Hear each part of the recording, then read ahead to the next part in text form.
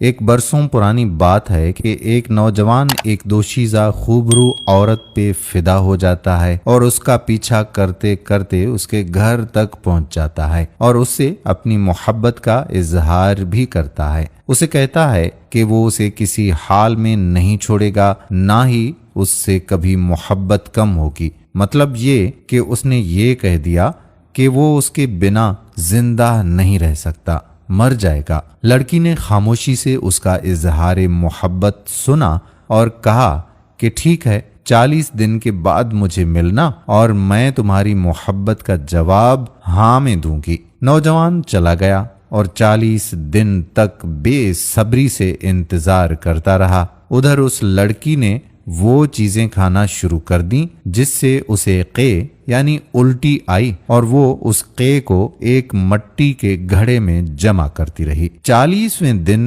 وہ مرد اس عورت کے گھر پہنچ جاتا ہے اور وہاں دیکھتا ہے کہ ایک بوڑھی سوکھی ہوئی اور پچ کے گالوں والی ہڈیوں کا ڈھانچہ بنی ایک عورت موجود ہے۔ وہ اس سے سوال کرتا ہے کہ وہ خوبصورت لڑکی کہاں ہے جو یہاں رہتی تھی، اور وہ عورت اس کو جواب دیتی ہے کہ وہ خوبصورت لڑکی کوئی اور نہیں، میں ہی ہوں، اور وہ گھڑے کی طرف اشارہ کرتی ہے کہ اسے اٹھا کے لاؤ۔ وہ لاتا ہے تو اسے کہتی ہے کہ اس سے ڈھکن ہٹا کر دیکھو، یہ میرا اور میرے جسم کا وہ حسن ہے جس پر تم مر مٹے تھے، کیا اب بھی مجھ سے محبت کرتے ہو؟ مرد ڈھکن کو جیسے ہی ہٹاتا ہے تو اس میں بدبودار قے کے سوا کچھ بھی نہیں، اور وہ یہ کہتے ہوئے چلتا بنا کہ تم بوڑھی اس کے لائق نہیں رہی۔ دوستو، آج کل بھی شاید بہت ساری ہوا کی بیٹیاں اس جھانسے میں آ جاتی ہیں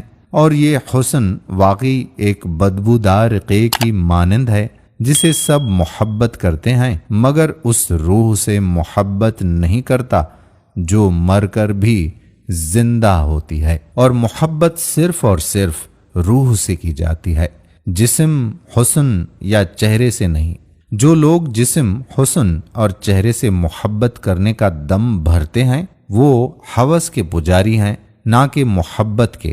دعا ہے کہ اللہ کسی بھی انسان کو دوسرے انسان کو اپنی ہوس کا نشانہ بننے نہ دے، آمین ثم آمین یا رب العالمین۔ دوستو، ہم امید کرتے ہیں کہ آج کی یہ چھوٹی سی سبق آموز کہانی آپ کو ضرور پسند آئی ہوگی۔ جن لوگوں کو اپنے حسن پر ناز ہے، کم سے کم ان کے ساتھ تو یہ کہانی ضرور شیئر کیجیے گا۔ آنے والی ویڈیو تک اپنے میزبان قادر بخش کلہوڑو کو اجازت دیجیے۔